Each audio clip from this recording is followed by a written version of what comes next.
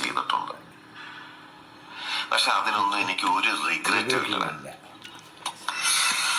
2 ദിവസം കഴിഞ്ഞ് ഞാൻ ഡിപ്പാർട്ട്മെന്റിൽ നിന്ന് റിട്ടയറായി DYSP മെഡലും വാങ്ങി ഇറങ്ങുമ്പോ